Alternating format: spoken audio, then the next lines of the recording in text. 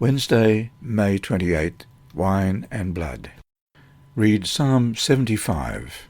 Psalm 75, beginning at verse 1. We give thanks to you, O God, we give thanks, for your wondrous works declare that your name is near.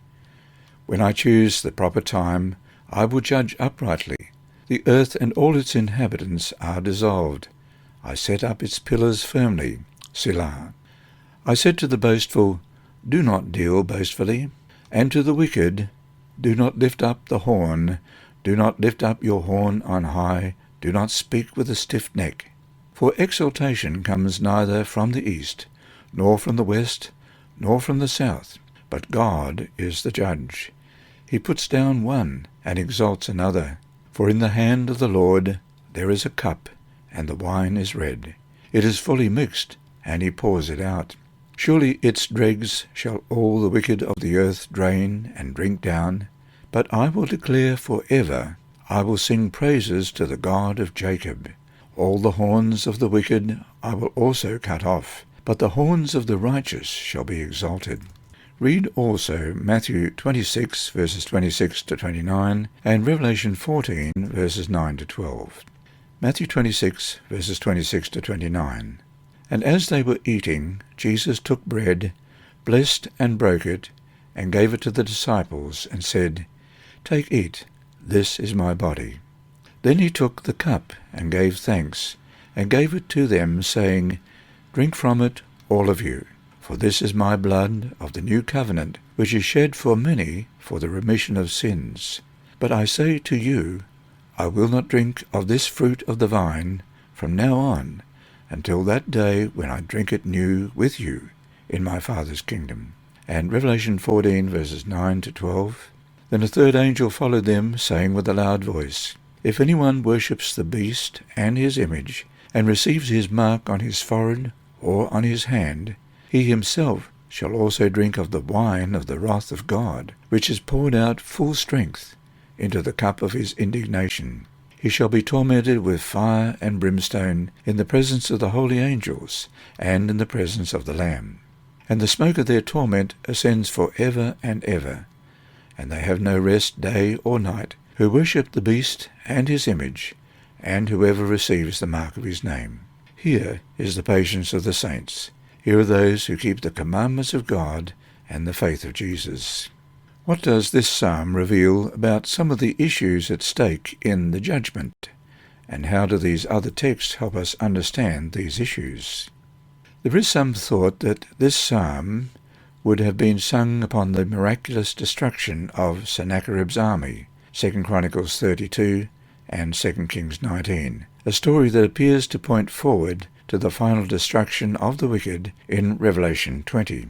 The people of God are inside the holy city with their righteous king, when the armies of evil come up and surround them, and then they are destroyed by God himself. One of the things that God corrects in the judgment is the misappropriation of power that has taken place in our fallen world. Fallen humans no longer live for others or for the glory of God, but for self. Today, in many ways, we are living with the consequences of choosing to believe that there is no meaning or objective moral standard in the universe.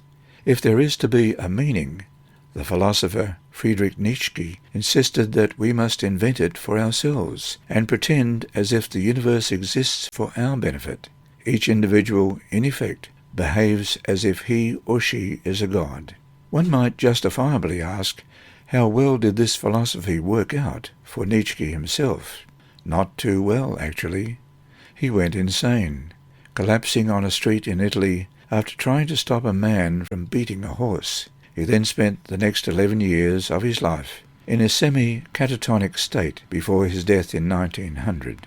However bad the problems are, as believers we are reminded to live with hope and not to judge the future by current events. It is easy to despair as we see the pillars of civilization being steadily eroded by the hearts and minds of the godless, or by those whose views of God are not found in the Bible.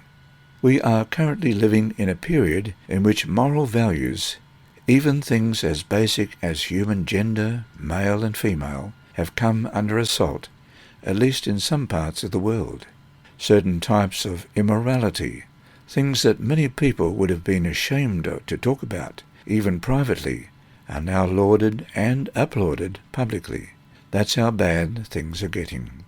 Though we must do our part now to try to make life better for others, why is it always important to remember that it's going to take the total destruction of this present world and the supernatural recreation of it before all things are ultimately made right?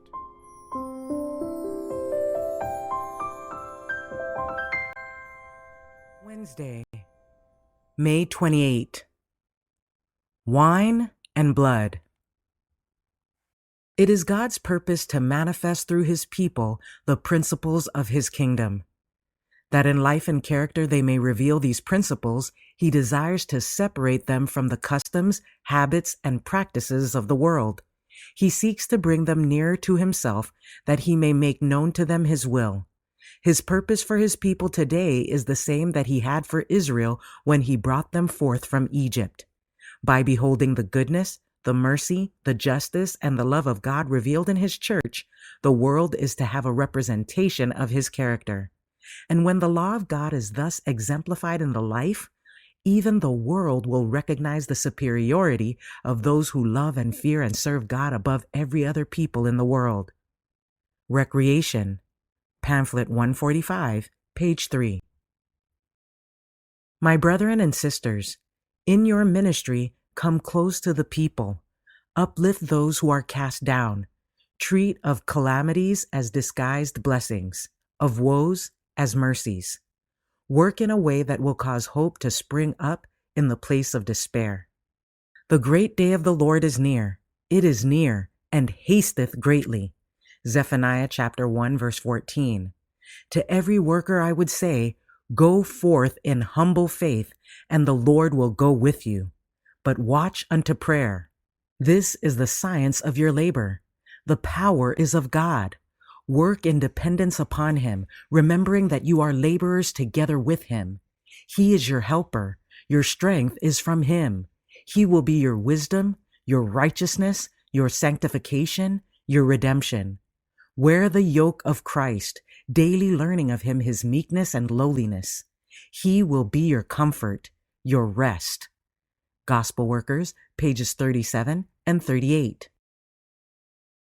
Every act of obedience to Christ, every act of self-denial for his sake, every trial well endured, every victory gained over temptation is a step in the march to the glory of final victory. If we take Christ for our guide, he will lead us safely. The veriest sinner need not miss his way. Not one trembling seeker need fail of walking in pure and holy light. Though the path is so narrow, so holy that sin cannot be tolerated therein, yet access has been secured for all, and not one doubting, trembling soul need say, God cares not for me. The road may be rough and the ascent steep. There may be pitfalls upon the right hand and upon the left. We may have to endure toil in our journey. When weary, when longing for rest, we may have to toil on. When faint, we may have to fight. When discouraged, we must still hope. But with Christ as our guide, we shall not fail of reaching the desired haven at last. Christ himself has trodden the rough way before us and has smoothed the path for our feet. Thoughts from the Mount of Blessings, page 140.